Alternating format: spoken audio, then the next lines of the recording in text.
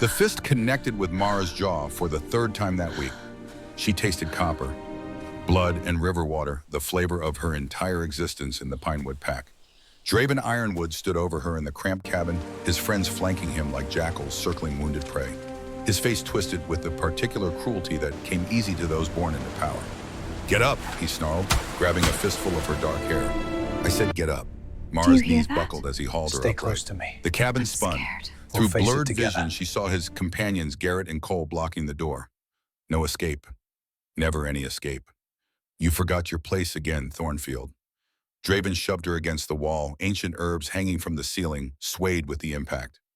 "Walking through the pack grounds like you belong. Like you're one of us." She wasn't. Everyone knew it. In a world where the wolf made the person, where the shift defined your worth, Mara Thornfield was an anomaly. 22 years old and still completely devastatingly human. "I was just getting supplies," she managed, her voice hoarse. "From the quartermaster." "Supplies?" Draven laughed, the sound sharp as broken glass. "You mean the scraps we leave you, the charity that keeps you alive?" His hand shot out again. This time Mara saw it coming. She turned her face and his palm caught her cheekbone instead of her nose. Small victories. She'd learned to count them over the years. The bruise would bloom purple by morning. It would join the others. But Draven wasn't finished. He never was. He leaned close, his breath hot against her ear. "You know what you are, Mara. You're nothing. A genetic dead end. A wolfless stain on this pack. My father should have driven you out years ago." Cole laughed from the doorway. Garrett joined in. Mara said nothing. Words were weapons she couldn't afford. Not against the future Alpha. Not against the son of Thaddeus Ironwood, the man who ruled Pinewood with an iron fist and colder mercy. Instead, she did what she always did. She endured. Draven stepped back, finally wiping his hands on his jeans like touching her had soiled him. "Next time I see you in the pack grounds, it'll be worse. Understand?" She nodded, one small dip of her chin. "Good." He turned to leave, then paused. "Oh, and Mara. The quartermaster forgot your rations again this week. Funny how that keeps happening." The door slammed behind them. Their laughter echoed through the forest as they disappeared into the darkness. Mara waited until the sound faded completely. Then and only then did she let herself slide down the wall to the floor. Her hands shook. Not from fear, from rage. From the burning, helpless fury of a girl who'd spent her entire life being told she was less than nothing. But she didn't cry. Crying was a luxury she'd abandoned at 16 the day her grandmother, Rose, died and left her truly alone in a pack that would never accept her. Instead, Mara pushed herself up. She crossed to the cracked mirror hanging by the door and studied her reflection. Dark eyes too large in a thin face. Pale skin that would never carry the healthy glow of wolfkind. Hair the color of wet earth falling in tangled waves past her shoulders. Unremarkable, breakable, human. She touched the fresh bruise forming on her cheek. It hurt, but pain was an old friend. Pain meant she was still alive, still fighting in her own quiet way. Through the single window of her cabin, storm clouds gathered on the horizon. The air tasted of lightning and rain. A big storm, the kind that turned Blackwood River into a raging monster. Perfect. Mara grabbed her oilskin cloak from its peg and her foraging basket from the table. If Draven wanted to starve her by cutting her rations, she'd do what she always did. She'd survive on her own terms. The forest needed her tonight anyway. The storm would bring the rare herbs to the surface. Bloodleaf and moonpetal, the plants that only bloomed in violence. The ones that could heal wounds no ordinary medicine touched. She stepped out into the gathering dark, leaving the cabin and its ghost behind. What Mara didn't know, what she couldn't possibly know, was that this storm would change everything. That in saving a life, she would upend her own. That the river was bringing her a king. The Pinewood Pack territory sprawled across 3,000 acres of dense woodland and rocky hills. At its heart sat the pack house, a sprawling lodge where the strong lived in comfort and the weak knew their place. Mara's place was 3 miles from that warmth. 3 miles of forest and resentment in a cabin her grandmother had built 60 years ago on land the pack had been happy to forget. Rose Thornfield had been an herbalist, a healer. The pack called her a witch behind her back, whispered about human magic and unnatural knowledge. But they'd come to her when their own wolves couldn't heal them. Hypocrites, every one. When Rose died, they'd offered Mara nothing. No place in the pack house. No consideration for the orphaned girl who'd lost both parents at 10 and her only remaining family at 16. Just this cabin, this isolation, this slow suffocation of being neither human enough for the human world nor wolf enough for her own pack. Mara had learned to wear it like armor. She moved through the forest now, with practiced silence, her boots finding paths only she remembered. The wind picked up, carrying the scent of ozone and wet pine. Thunder rumbled in the distance, a promise of chaos to come. Good. Chaos was honest. It didn't pretend to be anything other than what it was. The trees thinned as she approached Blackwood River. Even from 100 yards away, she could hear it. The storm had been building for days, and the river ran high and angry, swollen with mountain runoff and rage. Mara stopped at the tree line, studying the churning water. This was dangerous, stupid even. Stupid. The banks were slick with mud, and one wrong step would send her tumbling into water that could break bones and steal breath. But the bloodleaf would be there, growing in the churned soil where the water had torn away the topsoil. And moon petal, that luminescent flower that only appeared when lightning struck near water, would bloom along the rocks. She needed them. Not for herself, but for old Miriam the Omega, who lived on the pack's eastern border and suffered from joint pain the pack healers couldn't touch. Mara had been treating her quietly for months, bringing herbs in the dead of night when no one would see. Small rebellions, small kindnesses, the only power she had. Mara started down the embankment, gripping exposed roots for balance. The rain began in earnest now, fat drops that quickly became a downpour. Lightning split the sky, and for one brilliant second, the whole world turned white. That's when she saw it. At first, it was just a dark mass caught in the debris near the far bank. A log, maybe?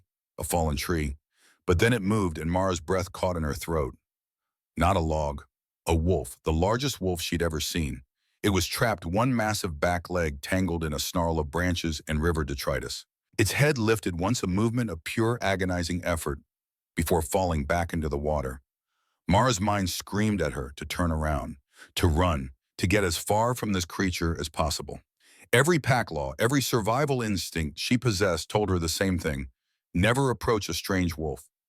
Rogues were dangerous, exiled for a reason. And this wolf, this enormous black-furred beast, was clearly not from Pinewood. It was too large, too powerful. It would kill her if she got close. But even as these thoughts raced through her mind, Mara was already moving, already scrambling along the riverbank, searching for a way across. Because that wolf was dying. She could see it in the weak movement of its ribs, the way its head kept slipping under the water. Minutes, maybe. It had minutes. And Mara Thornfield, the worthless, wolfless girl, had spent her entire life being told she didn't matter. Maybe just this once she could prove them wrong by mattering to someone. Even if that someone was a dying rogue who would never know her name. She found a thick branch wedged between rocks and used it to anchor herself as she plunged into the freezing water. The current hit her like a physical blow, trying to drag her downstream. Her legs went numb instantly. The river wanted her dead almost as much as her pack did, but Mara had been fighting her whole life. She wasn't about to stop now. She half swam, half crawled toward the trapped wolf, using the debris pile as a handhold. The water was chest deep here, and every wave threatened to pull her under. The wolf saw her coming, its head lifted again, and even through the rain and darkness, she saw its eyes. Electric blue, blazing with intelligence and pain and something else, something almost human. It snarled, a deep rattling sound that vibrated through the water. "I'm trying to help," Mara shouted over the storm. Her voice was lost in the thunder, but she kept talking anyway. "Just hold still, and I'll get you out." The wolf's jaws snapped inches from her face. She flinched but didn't retreat. "Listen, you giant idiot. Either let me help or we both drown. Your choice." Maybe it was shock. Maybe it was exhaustion, but the wolf stopped fighting her and went limp in the water. Mara worked frantically at the branches trapping its leg. The wood was slick and stubborn, and her fingers were so numb she could barely feel them. Blood from the wolf's wounds turned the water dark. These weren't accident wounds, these were claw marks. Deep parallel gashes along the wolf's flank. A puncture wound on its shoulder that looked suspiciously like it had been made by an arrow. This wolf hadn't fallen into the river. It had been fighting, fleeing, dying. With a desperate heave, Mara snapped the final branch. The wolf came free with a surge of motion that nearly sent them both tumbling downstream. But somehow, impossibly, the creature began to swim. Weak, labored movements, but enough. Mara grabbed a fistful of thick black fur and held on. They hit the muddy bank in a tangle of limbs and exhaustion. Mara coughed up river water, her whole body shaking violently. The wolf collapsed beside her, its massive chest heaving with shallow breaths. For a long moment, they just lay there in the mud and rain. Two broken things that should have drowned. But they hadn't. Mara turned her head to look at the wolf. Up close, it was even more enormous than she'd thought. Its shoulder came up to her chest and its paws were the size of dinner plates. The fur where it wasn't matted with blood was the deep black of a moonless night. Beautiful, terrifying, and dying. "Don't you dare die on me now," she whispered. "Not after all that." The wolf's eye cracked open. That electric blue gaze fixed on her with an intensity that made her breath catch. Then it closed again. Mara looked at her cabin a quarter-mile up the hill. She looked at the wolf, which had to weigh 250 pounds at least. She looked at her own scraped and bleeding hands. "You're going to be the death of me," she muttered. But she couldn't leave it. Wouldn't leave it. Whether that made her compassionate or catastrophically stupid, she didn't know. Mara found a thick piece of canvas she'd used for hauling firewood abandoned near the riverbank. Getting the wolf onto it was the hardest thing she'd ever done. The creature was pure dead weight, all muscle and mass and unconscious bulk. She slipped in the mud, fell twice, cried once from sheer frustration. But finally she got the wolf positioned on the canvas. She tied a rope around her waist and began to pull. Every step was agony. Her back screamed, her arms burned. The mud sucked at her boots, and the rain turned everything to sliding chaos. But Mara Thornfield had spent 22 years enduring. She knew how to suffer, how to push past pain and exhaustion and the voice in her head that screamed at her to stop. So she pulled.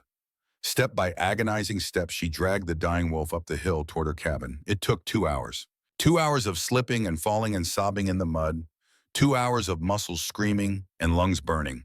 2 hours of the kind of effort that should have been impossible for someone her size.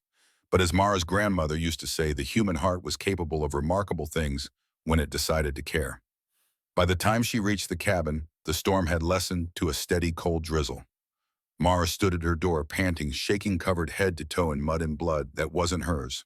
The wolf was too big to fit through the door. She'd known that before she started, but hope was a persistent poison.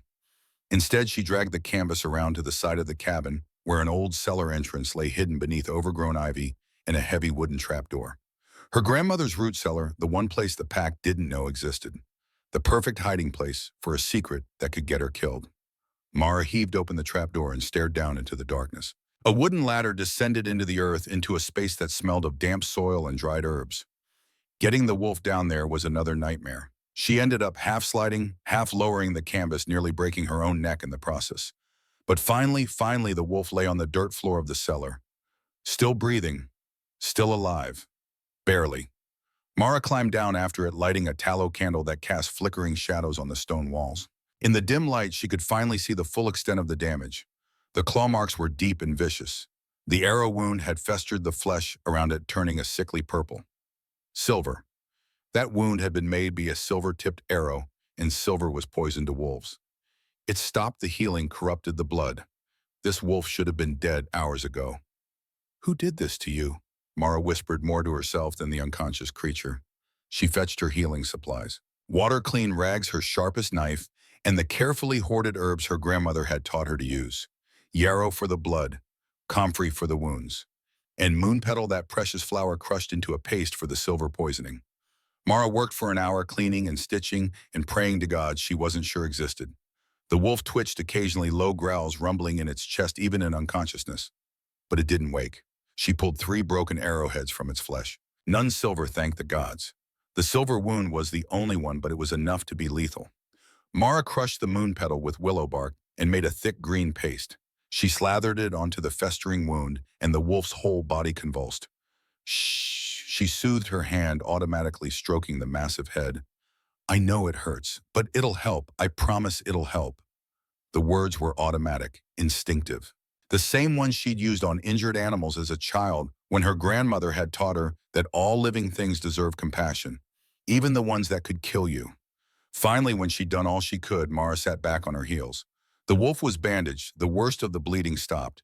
She'd stitched the deep gashes as best she could with her grandmother's gut thread and steady hands. Now it was up to the wolf's own body, its own strength. Mara covered the creature with every old blanket she owned, though they looked like postage stamps on its enormous frame. She stood there for a moment, studying it in the candlelight. Magnificent. Even wounded and unconscious, it was a creature of power, of majesty. Whatever this wolf was, it was no ordinary rogue. Exhaustion finally caught up with her. Mara climbed out of the cellar, secured the trapdoor, and stumbled into her cabin. She stripped off her mud-caked clothes and collapsed onto her small cot without bothering to clean herself properly. Sleep took her like drowning, deep and dark and absolute. And beneath her floor in the hidden cellar, a dying wolf continued to breathe. The sound woke her, a crack sharp and loud as a gunshot echoing from directly below the cabin. Mara sat up, her heart hammering. Pale morning light filtered through the window. The storm had passed, leaving the world washed clean and eerily quiet. Another crack, like a thick branch breaking, but there were no trees in the cellar.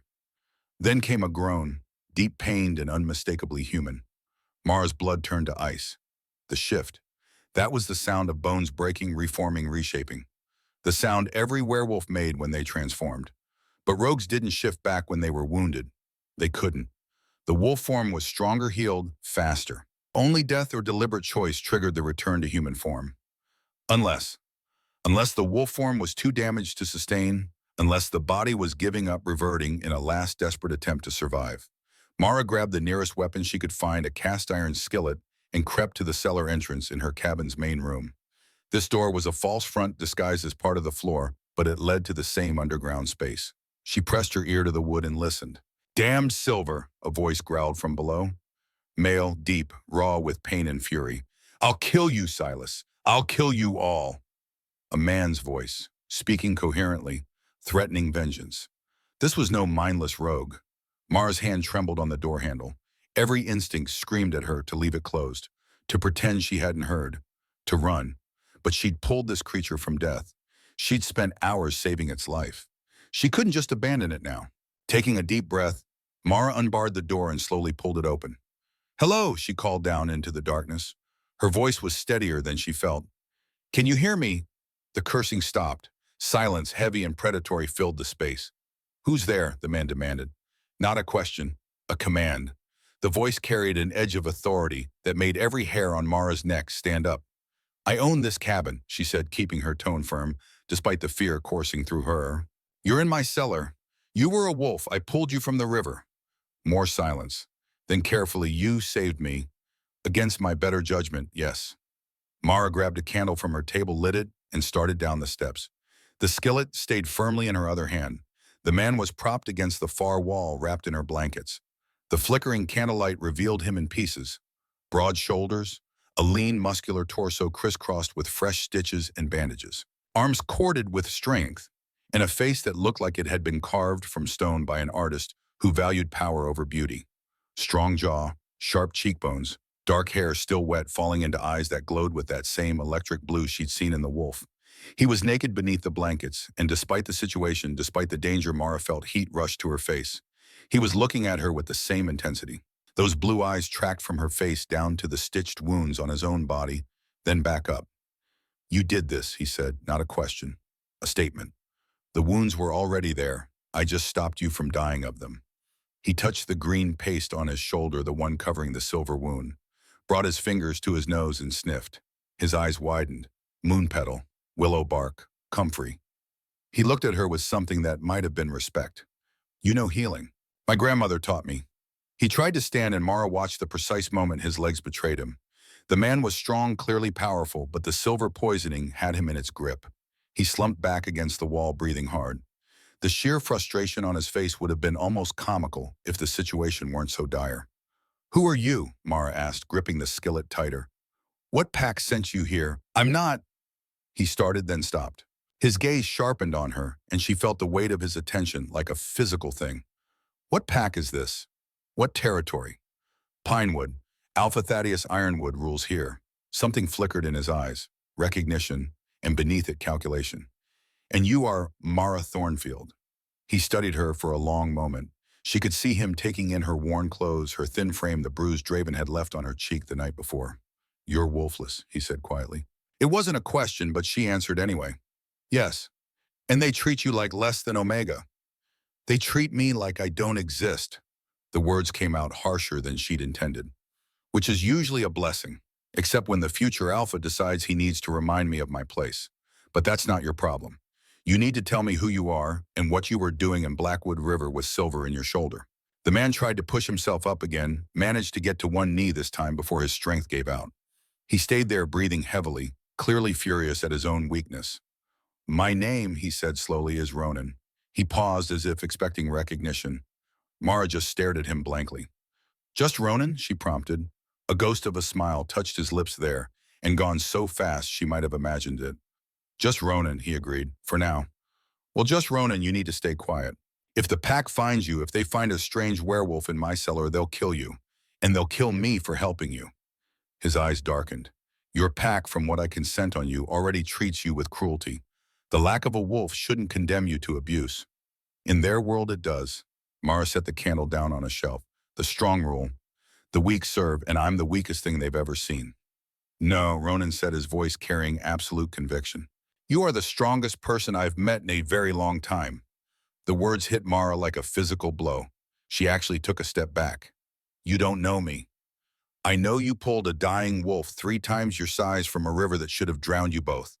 I know you spent hours saving a stranger who could have killed you the moment he woke. I know. He gestured to his naked state. You need to find me clothes because this is getting awkward. Despite everything, despite the danger and fear and impossibility of the situation, Mara laughed. A short, startled sound that felt foreign in her throat. I'll see what I can find, she said. Her father's old clothes were still in a cedar chest upstairs. She'd never been able to make herself throw them away, even after 12 years. Now she was glad. She dropped a pair of trousers and a rough spun tunic down into the cellar without descending the stairs again. They'll be small, she warned. They'll do. She turned away, giving him privacy. Heard the rustle of fabric, a grunt of pain as he moved. You can look now. Mara descended the steps again. The clothes were as predicted, far too small. The trousers ended mid-calf on his tall frame, and the tunic strained across his shoulders like it might split at the seams. But he was covered.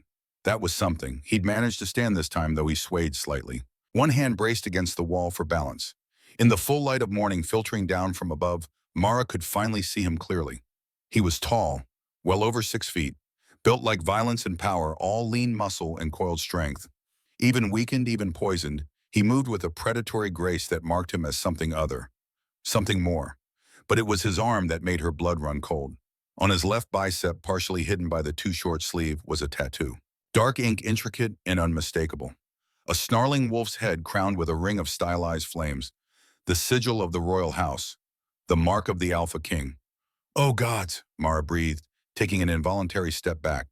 You're not just a wolf, you're Ronan Valerius Stormcrest, he said quietly. Alpha of the Crimson Fang. King of the Northern Protectorate. The cellar seemed to tilt beneath Mara's feet. She grabbed the ladder for support. The Alphaking. She'd saved the Alphaking. The single most powerful werewolf on the continent was standing in her grandmother's root cellar, wearing her dead father's too small clothes. This is bad, she stammered. This is so bad. Because you saved my life, Ronan asked, and there was something almost gentle in his voice. Because you're supposed to be dead. The words burst out of her. Everyone knows about the peace talks at Three Falls, the ambush, the missing king. If you're here, if you're wounded, then someone tried to kill me, yes. His face hardened into something cold and deadly. Someone succeeded in killing my guards. 2 good men, Cade and Finn. They died protecting me. Who? Silas Darkwater, Alpha of Shadow Ridge. Ronan's voice was pure ice. He called for peace talks at Three Falls. Neutral ground. I went in good faith with only 2 guards. That's not enough security for a king. No, it's not. Which is why my own Beta Kirin suggested it. He said showing up with a full royal guard would look like intimidation. Like I didn't trust the peace process. Ronan's laugh was bitter. I trusted him. He was my friend for 15 years. And he sold me to Silas. Mara's mind raced. But Three Falls is neutral territory. How did Silas get his forces there without being detected? That, Ronan said, his blue eyes boring into hers, is the question. Shadow Ridge is 2 territories away. To get to Three Falls, Silas would have had to cross Pinewood land. Which means Alpha Thaddeus let him through. Mara's voice was hollow. He knew. He's part of it. Either an active participant or a man who was paid to look the other way. Either way, he's complicit. The implications crashed over Mara like a wave. Her pack's Alpha, the man who'd allowed her to be beaten and starved and abused for years. He'd also betrayed the Alphaking. They're all going to die, she whispered. When your pack finds out, when they come for you, everyone here will die. My pack thinks I'm dead, Ronan said grimly. There are old laws. A king who cannot be found for 10 days is presumed dead.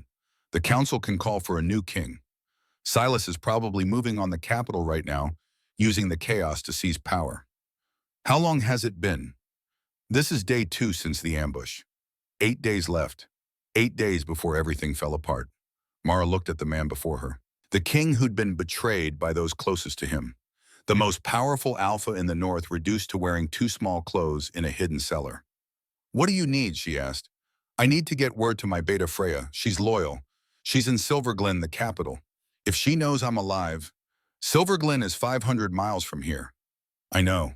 Ronan pushed away from the wall, took 2 steps toward her before his legs buckled again. He caught himself on the ladder, cursing viciously. The silver poisoning. It was eating through his system, preventing him from healing, from shifting, from accessing his full strength. You're in no condition to go anywhere, Mara said firmly. You can barely stand. I don't have time to heal properly. Silas will consolidate power. Kieran will feed him information about the Royal Guard's defenses. In 8 days, it'll be too late. Then we find another way. Mara's mind was already working, falling into the same problem-solving mode she used for healing. You need to send a message, something that only Freya would understand, something that proves you're alive. How the nearest messenger station is in the pack house. I'd be dead before I reached it. Then we don't use a messenger. Mara climbing back up the ladder. Wait here. She returned with a book, one of her grandmother's old journals, flipped through pages until she found what she was looking for. King's Beacon, she read aloud, a ritual of the old bloodlines, used to send messages across vast distances when conventional means fail.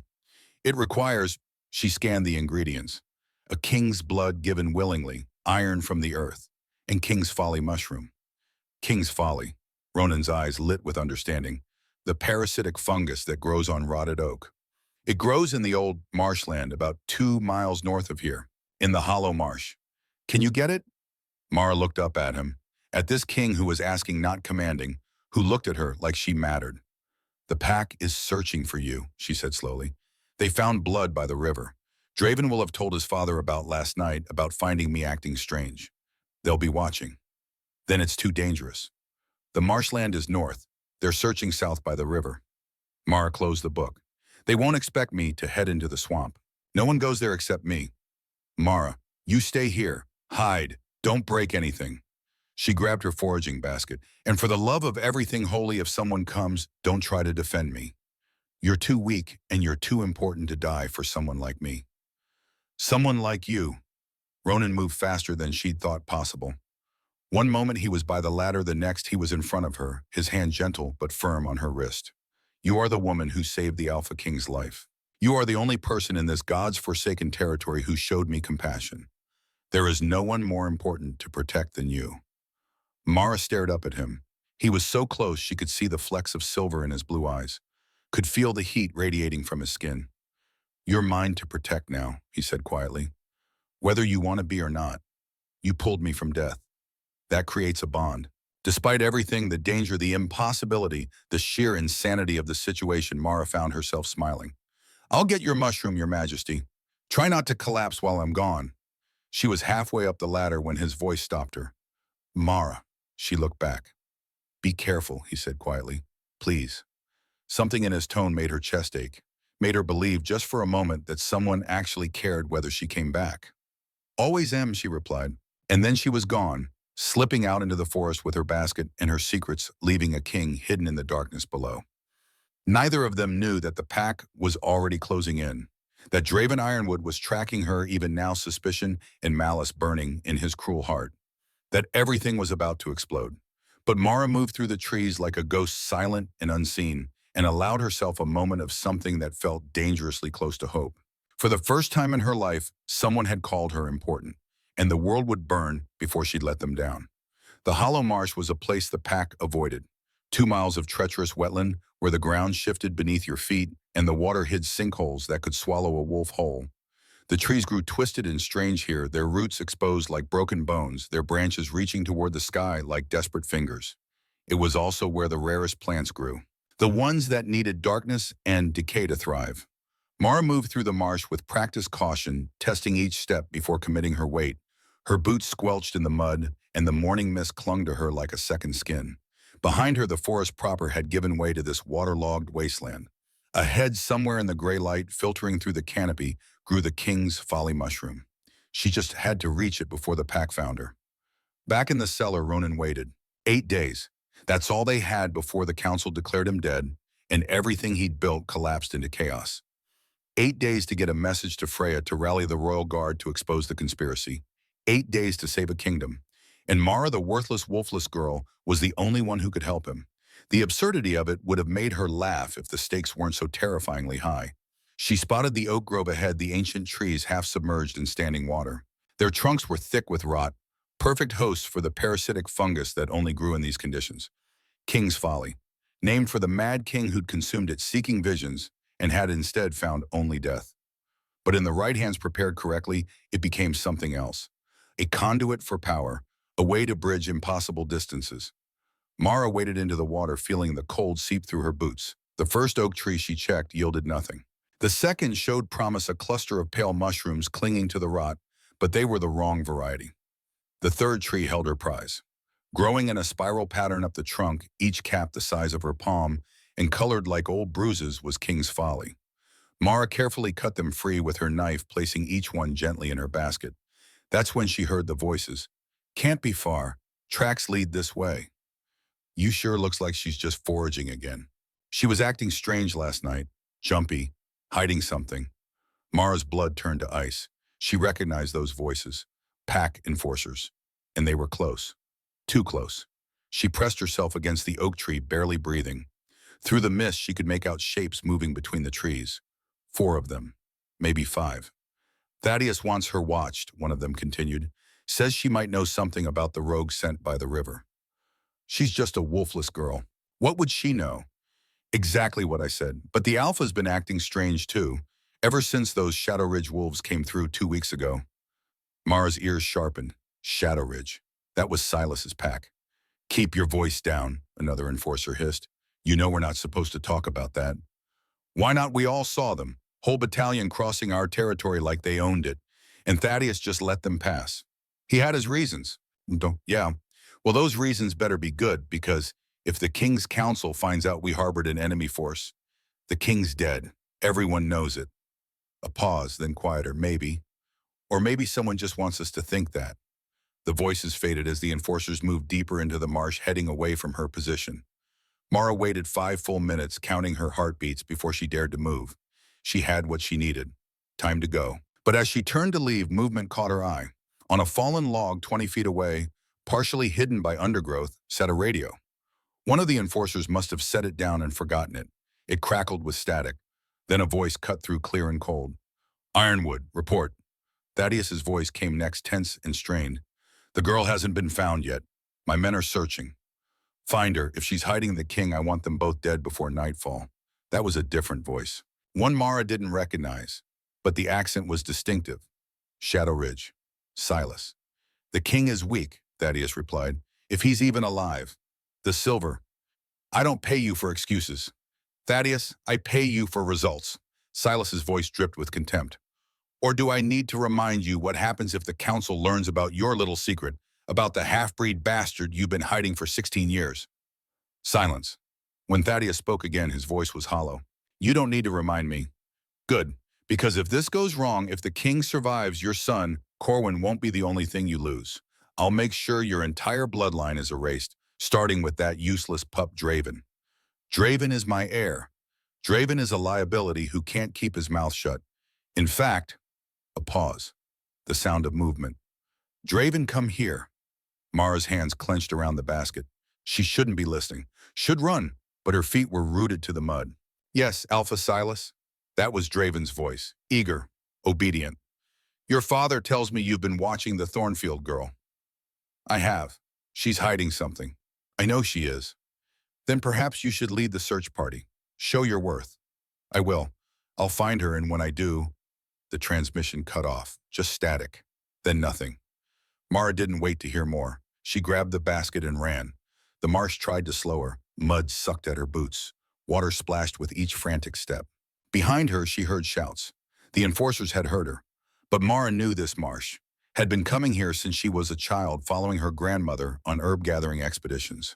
She knew which logs were solid and which would collapse. Which paths led to stable ground and which ended in sinkholes? The enforcers didn't.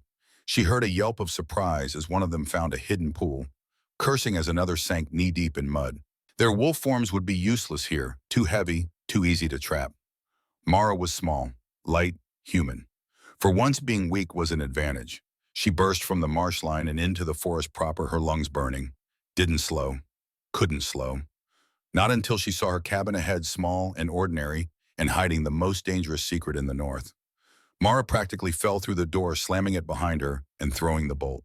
She stood there panting, clutching the basket to her chest. "You're back." Ronan's voice came from the cellar entrance. He'd managed to climb up, was standing in her main room, one hand braced against the wall for support. "I heard running. What happened?" "They're searching for me, and She caught her breath. "I heard Thaddeus, on the radio. He's talking to Silas.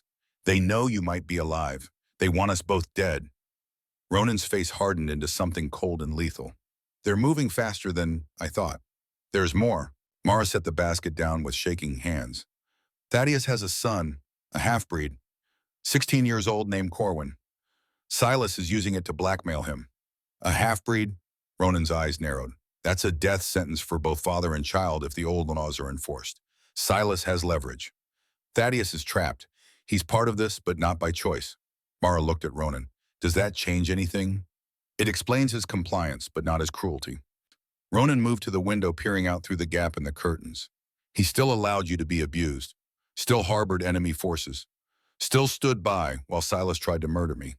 Blackmail doesn't erase those sins." "No," Mara agreed quietly. "It doesn't." She opened the basket, revealing the mushrooms. "I got what we need. What do we do now?" Ronan turned from the window.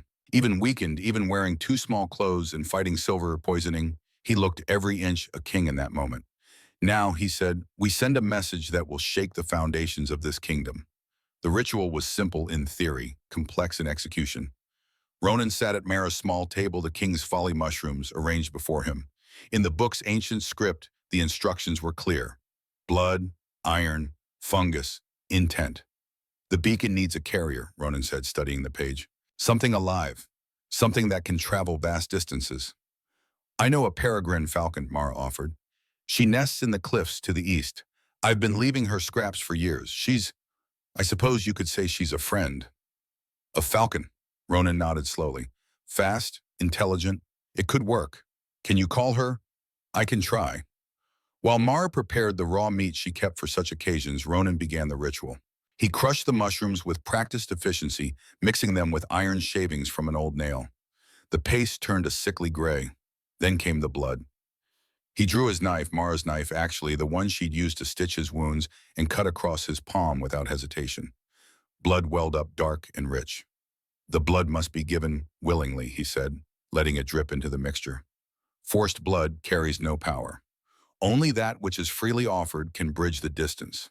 The paste began to glow. Faintly at first, then stronger. A pale blue light that matched Ronan's eyes. Mara watched transfixed. Real magic. Not the hedge witchery her grandmother had practiced, but true supernatural power flowing from a king's blood. "Now the intent," Ronan murmured.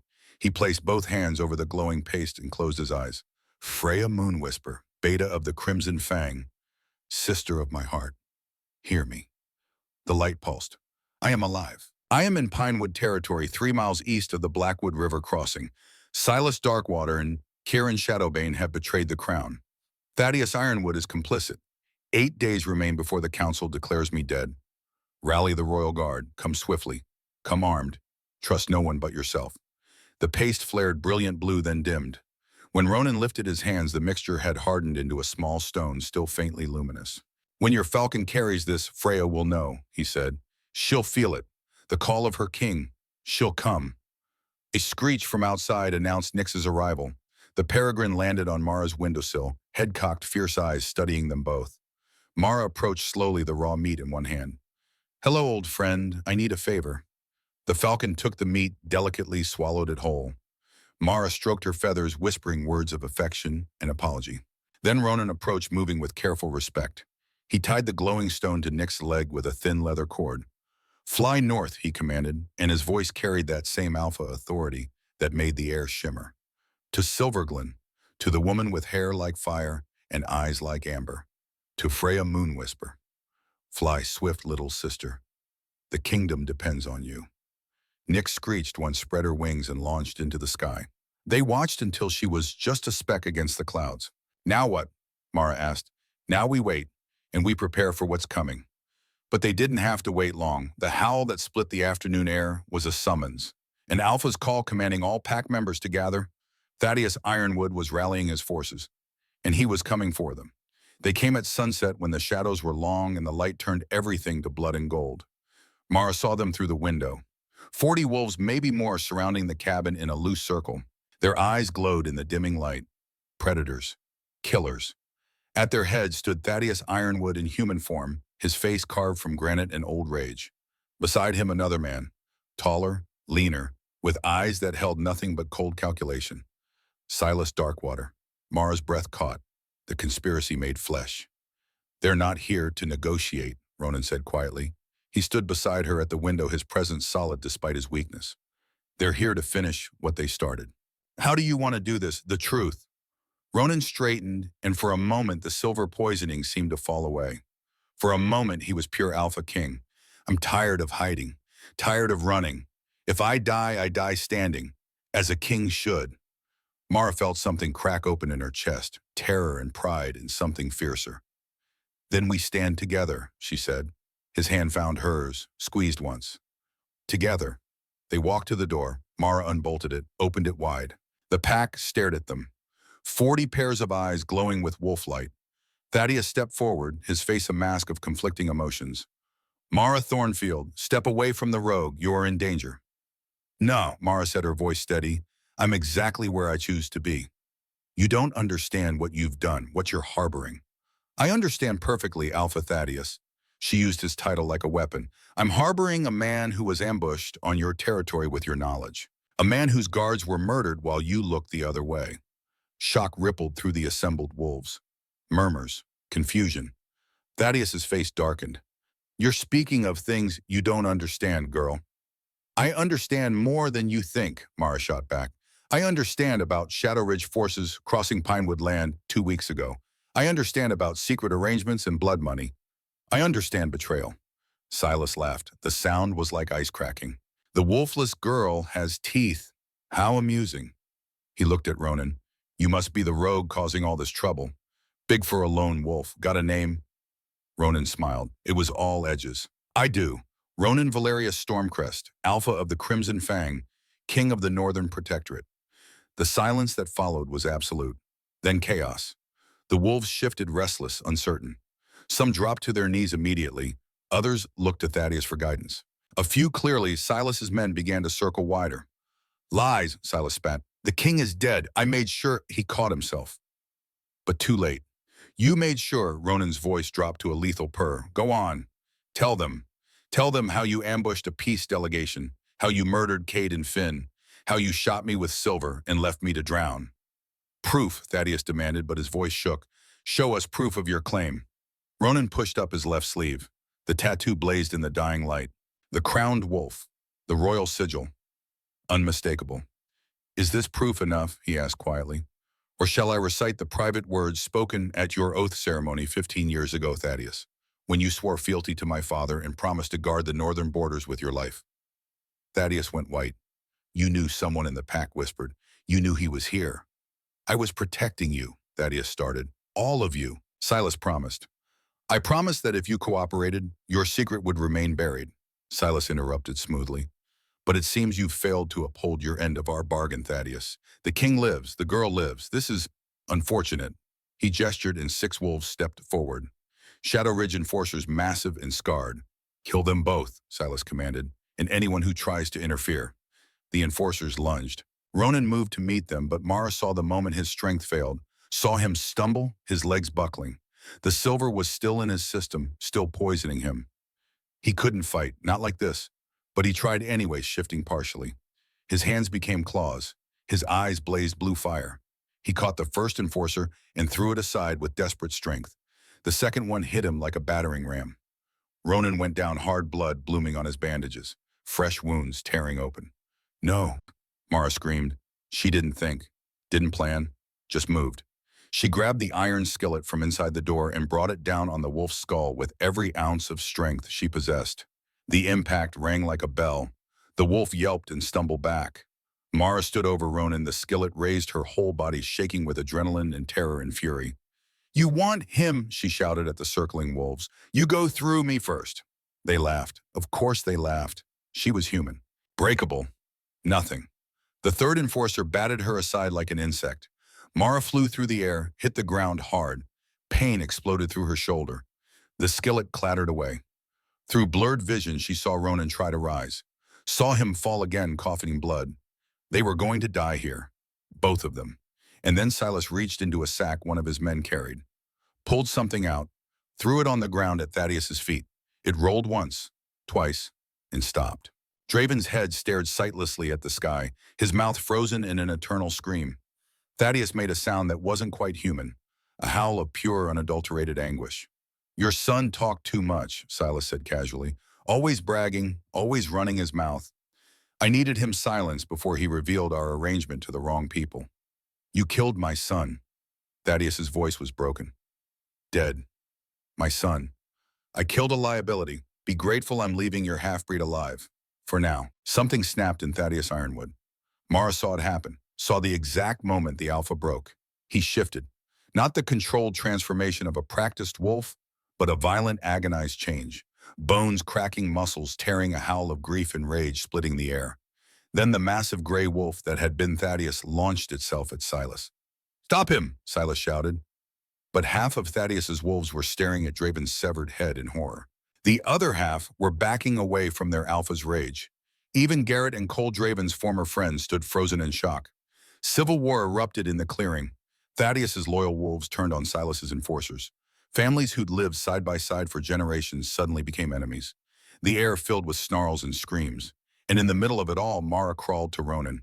He was unconscious now, his breathing shallow. Blood soaked through his clothes. "Don't you dare die on me," she whispered fiercely. "Don't you dare." She didn't know if he heard her, didn't know if he was even still alive. But she curled herself over his body, protecting him with her own fragile frame, and waited for the end. It came from the forest. A howl. Deep, powerful, carrying the unmistakable note of command. Every wolf in the clearing froze. From the tree line they emerged, 30 wolves, each one bearing the crimson mark of the Royal Guard. They moved with military precision, surrounding the clearing, cutting off all escape. And at their head, in human form, walked a woman. She was tall and lean, with hair the color of flame pulled back in a severe braid. Scars crossed her arms and neck, badges of 100 battles. Her eyes, amber, like honey wine, swept the scene with cold assessment. When she spoke, her voice carried the weight of absolute authority. "By order of Ronan Valerius Stormcrest, Alpha King of the Northern Protectorate, I command you to stand down." Freya Moonwhisper had arrived, and she looked ready to burn the world. The Royal Guard moved with brutal efficiency. Within minutes, every Shadow Ridge wolf was on their knees, silver chains binding their wrists. Thaddeus's wolves stood uncertain, caught between loyalty and terror. Freya strode through the carnage, her boots barely making a sound. She knelt beside Mara, who still curled protectively over Ronan's unconscious form. "You're the girl," Freya said. "Not a question. The one who sent the beacon." "I'm Mara." "He's alive." "Barely," Mara's voice cracked. "The silver poisoning. The wounds. He's been fighting it for days." Freya's face softened fractionally. She placed 2 fingers against Ronan's neck, feeling for a pulse. "Strong heartbeat. Stubborn bastard. Won't die that easily." She looked at Mara. "You saved him." "I pulled him from a river. He's the one who's been fighting to stay alive." "No," Freya's amber eyes bored into her. "You gave him a reason to fight." "There's a difference, it is." She stood barking orders. 2 guards immediately moved to lift Ronan, carefully carrying him toward the cabin. Freya's gaze swept the clearing, landing on Silas. The Shadow Ridge Alpha was on his knees, chains burning his wrists, but his face showed no fear, only calculation. "Silas Darkwater," Freya said, her voice ice. "You are accused of high treason, attempted regicide, and the murder of Royal Guards Cade Ironheart and Finn Nightshade." "How do you plead?" Silas laughed. "This isn't over, Beta. Kieran is already moving on Silverglen. Your precious capital will fall while you waste time here." "Kieran Shadowbane was arrested 4 hours ago," Freya replied calmly. "His rebellion died before it began. Your conspiracy is over." The color drained from Silas's face. "That's impossible. He had support from half the council. Had. Past tense. Freya smiled, and it was a terrible thing. Turns out the council doesn't appreciate being manipulated by traitors. Kieran is in chains awaiting his king's judgment, as are his co-conspirators. She paused. You thought you were so clever, but you forgot one thing. What? The Crimson Fang doesn't break. It bends, it adapts, it survives. Freya drew her blade, silver gleaming in the torchlight. And it always, always protects its king. You can't execute me without trial. I don't need to. Freya looked past him. Your Majesty, you're awake. Ronan stood in the cabin doorway, supported by 2 guards, but standing nonetheless. His face was pale as death, but his eyes burned with that electric blue fire. Silas Darkwater, he said, his voice carrying, despite its weakness. You are guilty. The evidence is written in my blood and the blood of my guards. In the testimony of your own words. In the conspiracy you've orchestrated. The council will demand a formal trial. The council will accept my judgment, as is my right as Alphaking. Ronan took a step forward. The guards moved with him. You killed Cade. You killed Finn. You tried to destroy everything my family has built for 300 years. And for what power territory? For justice, Silas spat. Your father killed my brother during the territory wars, took our lands, left us with scraps. I'm owed. Your brother challenged my father to single combat over a territorial dispute. He lost. That's not murder, that's law. Ronan's voice was implacable. But what you've done, ambushing a peace delegation, murdering guards under a flag of truce, that's not war. That's cowardice. He nodded to Freya. She moved faster than Mara could track. One moment she was standing beside Silas. The next her silver blade was buried in his heart. Silas's eyes widened. Blood bubbled from his lips. And then he fell lifeless before he hit the ground. The clearing was silent. Ronan turned to Thaddeus, who still knelt beside his son's severed head. The old Alpha looked broken. A shell of the man he'd been. Thaddeus Ironwood, Ronan said quietly. Stand. Thaddeus rose slowly, his movements mechanical. His eyes were hollow. You allowed enemy forces to cross your territory. You enabled the ambush that nearly killed me. You stood by while your son abused one of your pack members. These are capital crimes. I know, Thaddeus's voice was barely audible. I know what I've done. Why, boss him? My son, Corwin. Thaddeus's shoulders slumped. He's 16, half-breed, born to a human woman I loved more than my own life. When she died in childbirth, I hid him, raised him in secret. If the council knew, he would be executed, and you would be stripped of your position. Ronan studied him. Silas discovered this. 3 years ago, he's been bleeding me dry ever since, demanding tribute, demanding compliance.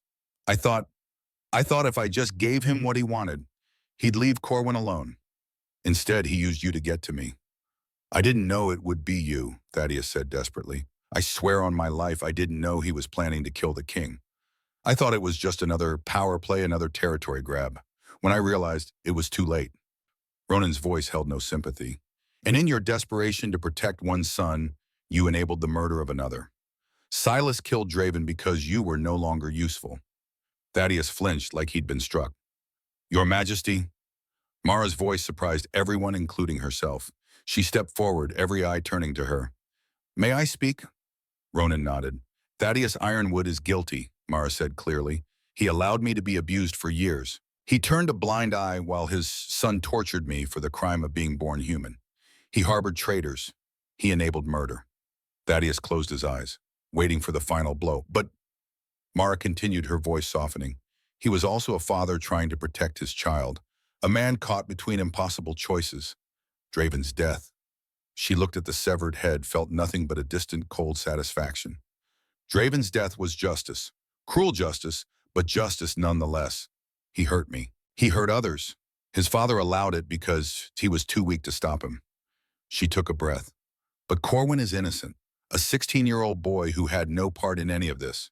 If you execute his father, you take away the only family he has left. You make him truly alone, and I know what that feels like. Ronan's gaze sharpened on her. You're asking for mercy. I'm asking for justice that doesn't create more victims. Mara met his eyes. You're the king. You set the precedent. Show them that the law can be wise as well as strong. For a long moment, Ronan said nothing. Then he turned back to Thaddeus. Thaddeus Ironwood, You are guilty of treason, conspiracy, and dereliction of duty.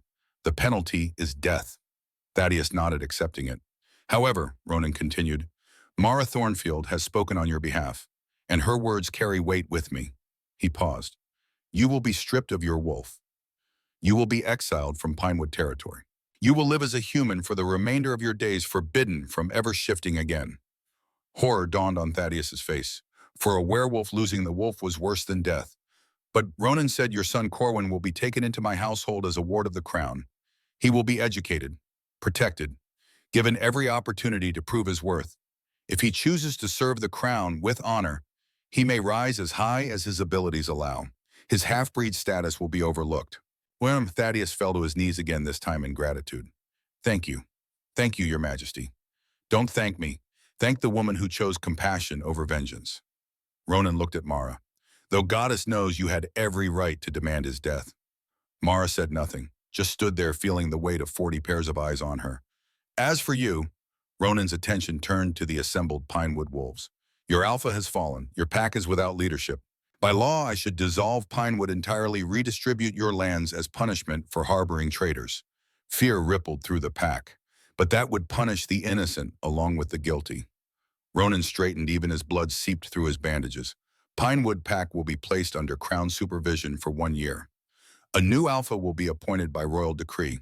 Any wolf who wishes to transfer to another pack may do so without penalty. Those who remain will prove their loyalty through service." He swayed slightly. Freya was at his side, instantly supporting him. "The king needs rest," she announced. "Medical attention. You will all disperse. Return to your homes. Royal guards will be stationed throughout your territory until the new alpha is appointed. Obey them as you would obey your king." The wolves dispersed slowly, many of them still in shock. Mara stood alone in the clearing, surrounded by the aftermath of violence. Draven's head still lay in the mud. His father was being stripped of everything that made him who he was. The pack she'd grown up in was dissolving around her, and she felt nothing. No triumph, no satisfaction, just a hollow, echoing emptiness. Ronan broke free from Freya's support and limped toward her. His guards moved to stop him, but he waved them off. "Mara," he said quietly. She looked up at him, this king she'd saved. This man who'd somehow become the center of her entire world in the span of 3 days. "You should rest," she said. "You're bleeding again." "I will, but first I need to say something." He took her hand. His palm was warm against her cold fingers. "Freya, come here." The beta approached, her expression neutral, but her eyes sharp. Ronan held Mara's hand up, showing it to his beta like a prize. "This woman saved my life. She pulled me from death when I was nothing but a dying wolf. She healed me when silver poisoning should have killed me. She risked everything to help me, knowing it would cost her safety, her home, possibly her life. I see that, my king. She is brave. She is compassionate. She is stronger than any wolf I've ever met." Ronan's voice dropped, became something fierce and possessive. "She is my mate, my Luna, and I claim her before all witnesses." The words hit Mara like a physical blow. "Mate, Luna, queen." "Your Majesty," Freya started. "She is mine," Ronan said, and his alpha voice made the air shimmer. "Mine to protect, mine to cherish, mine to defend. And anyone who threatens her threatens me." His legs finally gave out. He collapsed, and Mara caught him, both of them sinking to the ground in a tangle of limbs. "You idiot," she whispered, cradling his head. "You magnificent idiot." His eyes were already closing, the last of his strength finally spent. But he smiled. "Had to make sure they knew. I know." "I know." Tears blurred her vision. She didn't know why she was crying. Fear. The overwhelming impossibility of what he'd just declared. Ronan's hand lifted weakly, touching her face. His thumb brushed across her cheek, catching a tear. "Don't cry," he murmured. "Queens don't cry." "I'm not a queen." "You are, mine." And then he was unconscious again, his body finally surrendering to the poison and the wounds and the sheer force of will that had kept him standing this long. Mara's tears fell on his face, on his wounds, and where they touched him, something impossible happened. The tears began to glow, soft golden light like sunlight through honey. The wounds beneath them started to close, flesh knitting back together at a speed that defied nature. Freya gasped. "By the goddess." Mara stared at her own hands, at the golden light emanating from her palms. "What's happening?" "You're healing him." Freya knelt beside them, her eyes wide with wonder. "True healing. Not medicine, not herbs. Power. I don't have power. I'm human. I'm wolfless. No, Freya reached out, turned Mara's hand over to reveal the glowing palm. You're not wolfless. You're something else. Something ancient. She looked up, meeting Mara's shocked gaze. You're a healer. The bloodline everyone thought was extinct. It runs in you. The golden light pulsed once more, then faded. Ronan's breathing deepened, became stronger. The color was already returning to his face. Mara sat there holding the unconscious king, while her entire understanding of herself crumbled and rebuilt into something new. She wasn't broken, wasn't wrong, wasn't a genetic dead end. She was something rare, something powerful, something the world had forgotten. I don't understand, she whispered. You will, Freya said gently, but first we need to get you both to safety, the capital, proper healers, protection. She signaled her guards. Prepare the Alphaking for transport. And someone find suitable accommodations for, she paused, then smiled slightly, for our future queen. Mara wanted to argue, to protest that this was all happening too fast, that she wasn't ready, that she was just a girl from a forgotten cabin who'd made one impulsive choice. But Ronan's hand was still wrapped around hers, even in unconsciousness, holding on, claiming her. And somehow, impossibly, that was enough. For now. 2 days passed like a fever dream. Mara barely slept. She stayed at Ronan's side in the royal tent that Freya's guards had erected in the clearing, watching his chest rise and fall, counting each breath like prayer beads. The silver poisoning was still killing him, slowly, methodically. Even her tears, even the golden healing light that had surprised them all, could only slow the corruption spreading through his blood. He needed more than field medicine, more than desperate magic from a girl who didn't understand her own power. He needed the royal healers in Silverglen, but moving him 500 miles in his condition was a risk. Still waiting any longer was certain death. On the morning of the third day since the battle, day 5, since the ambush, his eyes opened. Mara had been grinding moon petal into paste, her hands moving with mechanical precision. She didn't notice at first, not until his voice, rough with disuse, broke the silence. You're still here. Her head snapped up. Those electric blue eyes were fixed on her, clear and aware for the first time since he'd collapsed. You're awake. The words came out strangled. You're actually awake. Disappointed. A ghost of his usual dry humor flickered across his face. Your heart stopped. I had to. She couldn't finish. Couldn't describe the terror of watching him die and somehow pulling him back with tears and desperation and golden light she didn't understand. Ronan reached for her hand. His grip was weak, but it was there. Real. Alive. Thank you, he said quietly, for not letting me go. Don't thank me yet. Freya says we need to move you to Silverglen. The journey might kill you. Then we'd better make sure it doesn't. He tried to sit up, made it halfway before his strength gave out. Frustration carved lines into his face. How long? 2 days since the battle, 5 days since the ambush. The 10-day limit is still in effect. We have 5 days to get you to the capital and in front of the council. Mara helped him lie back down. Freya's already sent word ahead. They're preparing for your arrival. And preparing for what comes after. Ronan's expression darkened. The council will demand answers, explanations. They'll want to know who I'm bringing as my Luna. Mara's stomach twisted. About that, I meant what I said. His grip on her hand tightened. You're mine, Mara, my mate. I claimed you in front of witnesses. I'm wolfless. You're a healer, the first one in 2 centuries. Ronan's voice was firm despite his weakness. And even if you weren't, I would still claim you. Because you are the woman who saved me when saving me meant risking everything you had. Before Mara could respond, the tent flap opened. Freya entered, her amber eyes assessing Ronan in one swift glance. You're awake? Good. She moved with military efficiency, checking his pulse, his pupils, the bandages Mara had changed an hour ago. We move at dawn tomorrow. The wagons are prepared and I've arranged for relay teams every 50 miles. We'll have you in Silverglen in 2 days. Will he survive the journey? Mara asked. Freya met her gaze. That depends on him and on you. What do you mean, your healing light? Whatever it is, it's keeping him alive. Freya straightened. The royal healers are preparing for your arrival, but they're also preparing to test you, Mara Thornfield. The council wants proof that you're worthy of standing beside their king. I never asked to stand beside anyone. And yet here you are. Freya's expression softened fractionally. The council has decreed 3 trials, Pass them and they'll accept you as Luna. Fail and she didn't finish. Didn't need to. Ronan growled to sound weak but still threatening. The council doesn't dictate who I choose as my mate. No, but they can make her life a living hell if they decide she's unworthy. Freya looked between them. The trials are tradition, ancient law. Even you can't override them, my king. Not without risking civil war. What kind of trials, Mara asked. Wisdom, healing, heart. Freya ticked them off on her fingers. You'll be tested on your ability to lead, to use your power, and to make the hard choices that royalty demands. 3 trials. Pass all 3, and no one can question your right to the throne.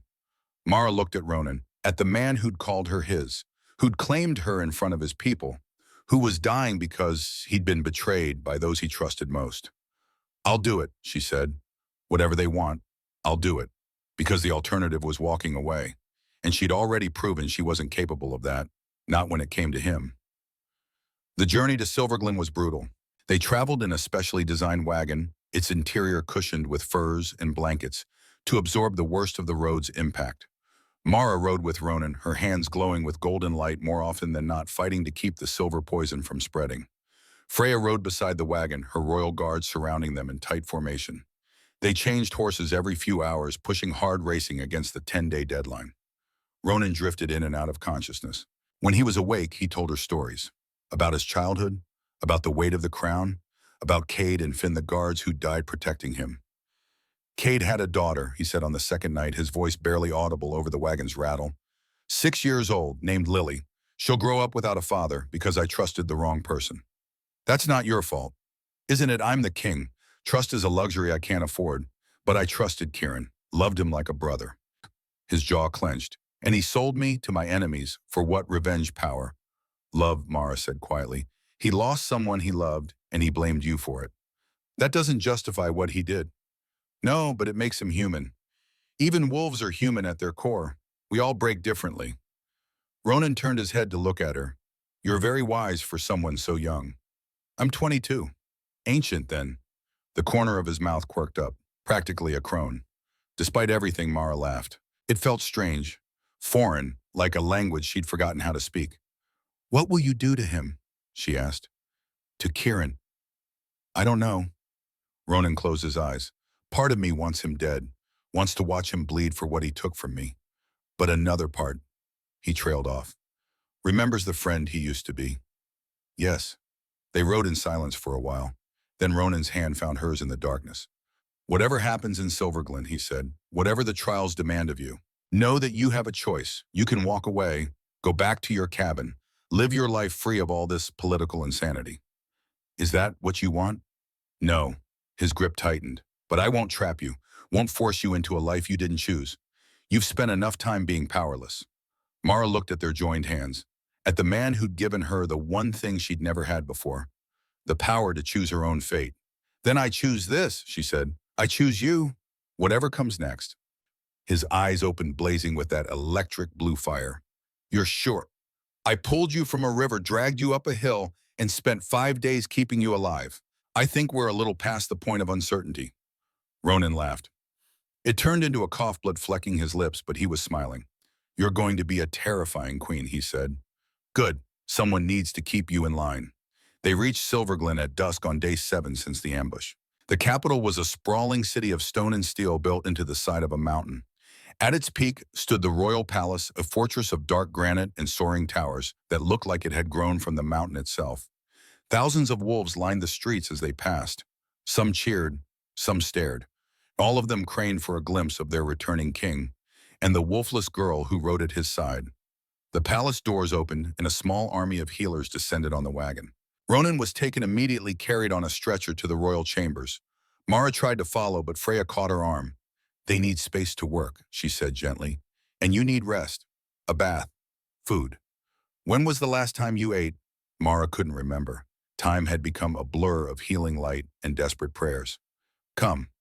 Freya led her through corridors of polished stone and ancient tapestries. Your rooms are prepared. My rooms? You're the king's claimed mate. You get the Luna's suite. The Luna's suite was larger than Mara's entire cabin. 3 rooms of luxury she couldn't begin to process. A massive bed, a bathing chamber with a tub big enough to swim in, Windows overlooking the entire city. Servants appeared drawing her bath, laying out clean clothes. They moved with silent efficiency, treating her with a respect she'd never experienced. It was terrifying. Mara scrubbed herself raw in the bath, watching days of dirt and blood swirl down the drain. When she finally emerged wrapped in a robe softer than anything she'd ever touched, one of the servants was waiting with a message. "The king requests your presence, my lady." My lady. Not Mara, not the wolfless girl. My lady. She followed the servant through more corridors to a chamber guarded by two massive wolves in human form. They bowed as she approached. Inside, Ronan lay in a bed 3 times the size of hers, surrounded by healers and medical equipment. But he was sitting up, alert. The color had returned to his face. "Out," he told the healers. "All of you now." They left with hurried bows. Mara stood in the doorway, suddenly uncertain. "Should I come here?" She crossed to the bed. Up close, she could see the remaining strain around his eyes, the tightness in his jaw. He wasn't fully healed, but he was better. "The healers say you saved my life. Again." Ronan gestured to the chair beside the bed. "Apparently, without your constant intervention, I would have died 2 days ago." "You're welcome." "I'm serious, Mara. You kept me alive when everything said I should die. The healers don't understand it. They're calling it a miracle." "Maybe it is. Or maybe you're just that stubborn." He reached for her hand, pulled her closer. "The council meets in the morning. They want to see me, to verify I'm alive and capable of ruling. And me, they want to see you too, to understand what you are, what you can do." His thumb rubbed circles on her palm. "Freya told you about the trials?" "Yes," Ronan met her gaze. "I won't pretend they'll be easy. The council elders are old, rigid. They won't understand a Luna who can't shift." "Then I'll make them understand," Ronan smiled. "There's my terrifying queen." A knock at the door interrupted them. Freya entered without waiting for permission. "My king, my lady, the council has been assembled. They're ready to see you." Now, Mara's stomach dropped. It's nearly midnight. They've been waiting 7 days. They're not interested in convenience. Freya's expression was apologetic. "Can you walk, my king?" Ronan swung his legs over the side of the bed, stood, swayed slightly, but remained upright. "I can walk." "Then let's not keep them waiting." The grand hall was a cavern of stone and shadow, lit by 100 torches that cast dancing light across the vaulted ceiling. At the far end, 12 chairs formed a semicircle on a raised platform. The council. They were ancient, all of them, gray-haired and hard-eyed, representing the 12 great packs of the Northern Protectorate. Each one had ruled their territory for decades. Each one wielded power that could make or break kingdoms. And all of them were staring at Mara like she was a fascinating but potentially dangerous animal. Ronan entered first and the entire hall dropped to one knee. He walked with steady steps to the center of the floor, Mara at his side, Freya behind them. "Rise," he commanded, and his voice carried that alpha authority that made the air shimmer. The council stood. An old man in the center spoke first. His hair was pure white, his face weathered as ancient bark. "Ronan Valerius Stormcrest, we are grateful for your safe return. The reports of your death were premature." "Very premature, Elder Marcus." Ronan's tone was dry, though not for lack of trying on certain parties' parts. "Indeed, Silas Darkwater and Kieran Shadowbane have been dealt with. Silas is dead. Kieran awaits my judgment." Murmurs rippled through the council. The old man, Elder Marcus, nodded slowly. "And the girl?" Every eye turned to Mara. She felt the weight of their attention like a physical thing. "This is Mara Thornfield," Ronan said, his voice carrying pride. "She saved my life, healed my wounds, protected me when I was at my weakest. I have claimed her as my mate in Luna." The silence that followed was deafening. Then a woman spoke, younger than the others, perhaps 60, with silver streaking through red hair. Her eyes were sharp as broken glass. "Forgive me, your majesty, but our records show no Thornfield line in any major pack." "Who are her people?" "Pinewood pack. Her grandmother was Rose Thornfield, an herbalist." "The witch," the woman's lip curled. "We know of her, expelled from 3 packs for practicing human magic." "She was a healer," Mara said quietly. Every head swiveled towards her. "Not a witch, a healer. The ancient bloodline that your histories talk about. The ones you thought were extinct." Elder Marcus leaned forward. "You claim healer blood. I don't claim anything. I am what I am." Mara's hands clenched at her sides. "I can heal wounds that normal medicine can't touch. I can draw poison from blood. I kept your king alive when Silver should have killed him. If that's not healer magic, then what is it?" Convenient timing, the red-haired woman said coldly. The king returns from the dead with a miraculous savior who just happens to be his mate. How very fortunate.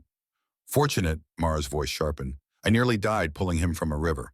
I spent days fighting to keep him alive while assassins hunted us. I lost everything I had, my home, my safety, my life to save a stranger. If that's your definition of fortune, Elder, then you and I have very different dictionaries. Ronan's hand settled on her shoulder, a gentle warning, but the red-haired woman's eyes had narrowed with something that might have been respect. You have spirit, girl. I'll grant you that. She looked at Ronan, but spirit doesn't make a queen. The Luna must be able to lead, to make difficult choices, to command the respect of the packs. Which is why, Elder Marcus interrupted smoothly, we invoke the ancient right of trial, 3 tests to prove her worthiness. The trials haven't been used in a century, Freya protested. Then we're overdue for tradition. Marcus's gaze fixed on Mara. Do you accept Mara Thornfield? 3 trials, 3 chances to prove you belong at our king's side. Mara looked at Ronan. He gave the smallest shake of his head, but she did, because walking away now would mean losing him. I accept, she said clearly. Then the trials will commence tomorrow at dawn. Marcus stood and the other council members followed. May the goddess guide your path, child. You'll need her mercy. They filed out, leaving Mara, Ronan, and Freya alone in the echoing hall.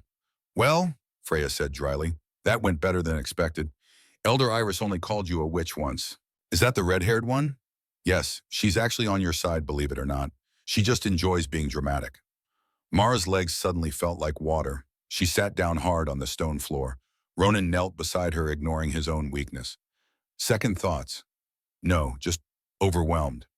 Then we'll face it together, he said, cupping her face in his hands. You and me turn against whatever they throw at us.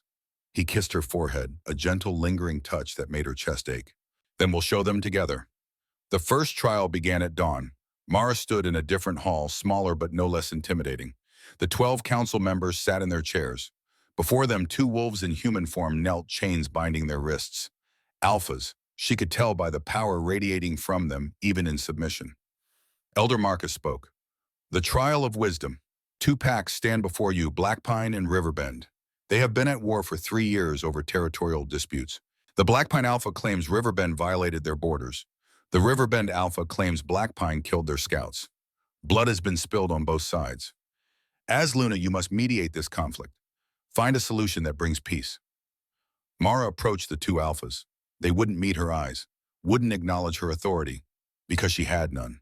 Not yet. Tell me, she said to the Blackpine Alpha. What land are you fighting over? The Valley of Fallen Stones, he growled. It's been Blackpine territory for 100 years. It was neutral ground, the Riverbend Alpha countered, until you claimed it 15 years ago and drove out our hunting parties. Because your hunters were poaching our game. Enough, Mara's voice cut through their argument. I don't care about your pride. I don't care about your histories. I care about the lives being lost. How many have died in this war? Silence, 12 and Elder Marcus supplied quietly. 6 from each pack. I'd done 12 wolves. 12 families destroyed.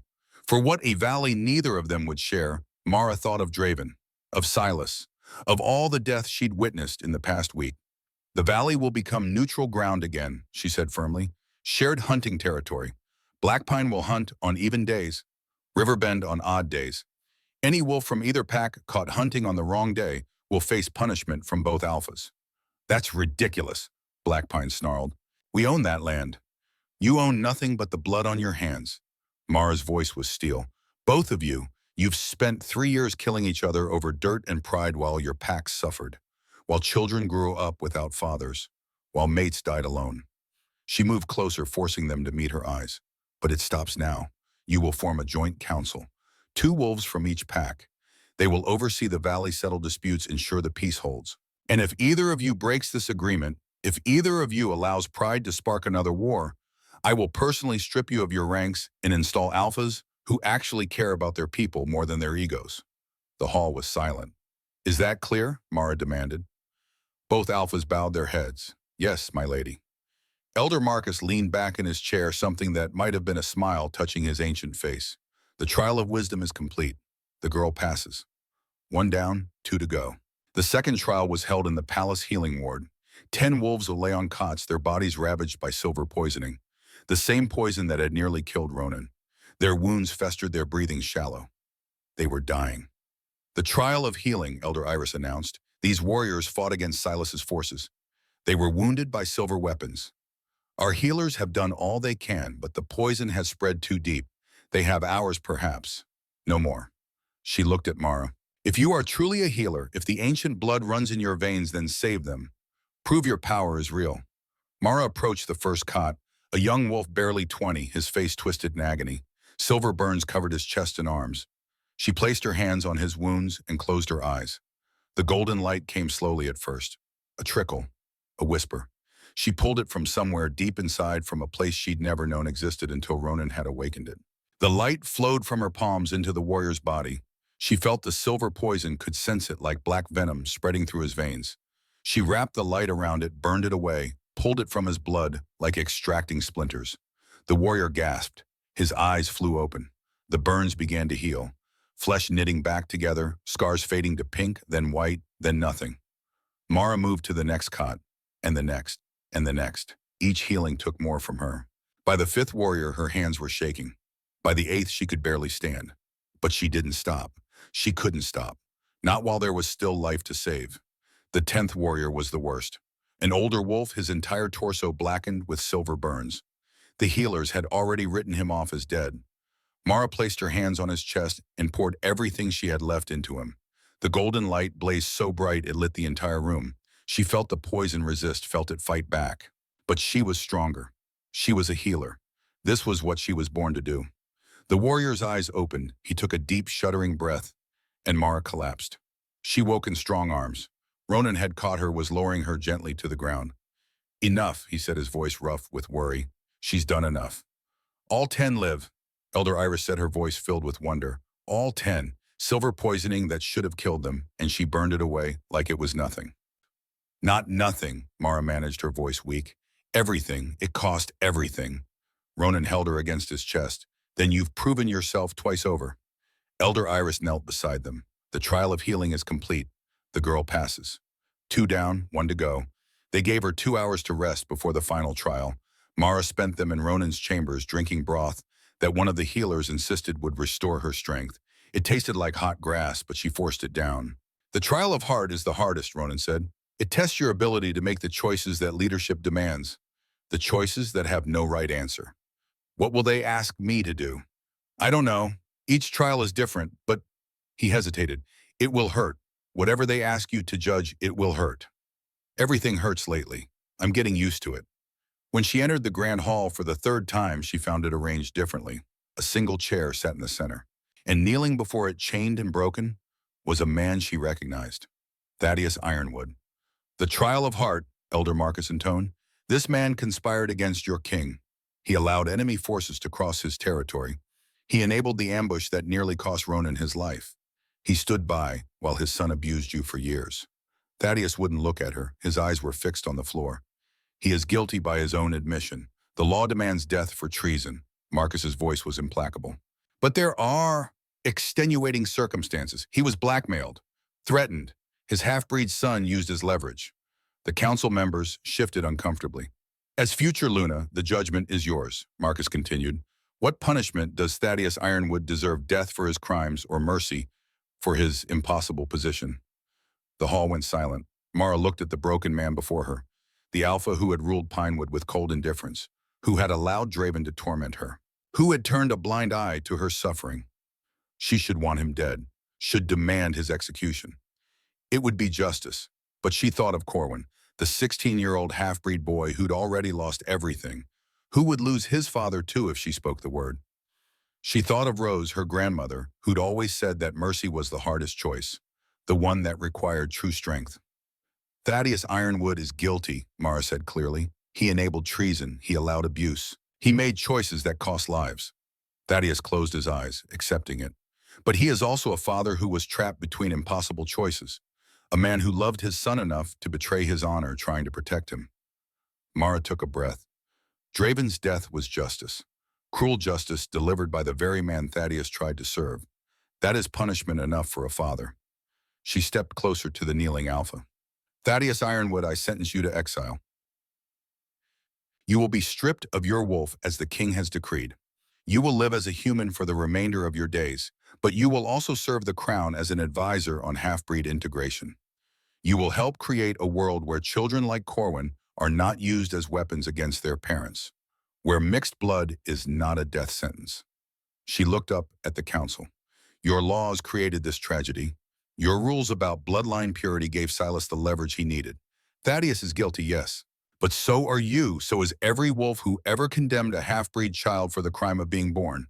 The hall erupted. Shock, outrage. Elder Iris looked furious. Elder Marcus's expression was unreadable. The girl speaks treason. The girl speaks truth. Ronan's voice cut through the chaos. He'd enter the hall without anyone noticing, was striding toward Mara with purpose. And as your king, I support her judgment. Completely. He stood beside her, a united front. Thaddeus Ironwood will serve as my advisor. His son Corwin will be raised in the palace, educated, and given every opportunity to prove his worth. And any council member who objects can take it up with me personally. Silence. Elder Marcus stood slowly. For a long moment he simply stared at them. Then to Mara's shock he smiled. The trial of heart is complete, he said. The girl passes. He turned to address the council. Mara Thornfield has proven herself wise, powerful, and merciful. She possesses all the qualities we demand of a Luna. All those in favor of accepting her as our queen stand. One by one the council members rose. Even Elder Iris, though she looked like it pained her. All 12, Marcus announced. Unanimous. Mara Thornfield, you are hereby recognized as Luna of the Northern Protectorate. Your coronation will be held in 1 week's time. Mara's legs nearly gave out. Ronan caught her, held her steady. You did it, he whispered. You magnificent, stubborn, impossible woman. You did it. She had, against all odds, against every expectation, she'd proven herself worthy. The wolfless girl had become a queen.